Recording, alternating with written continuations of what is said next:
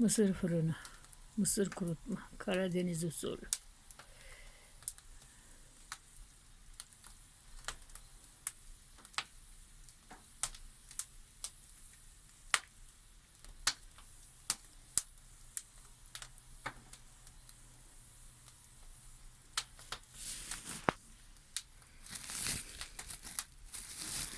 Şimdi bu mısırlar fırına girecek. Kurumaya.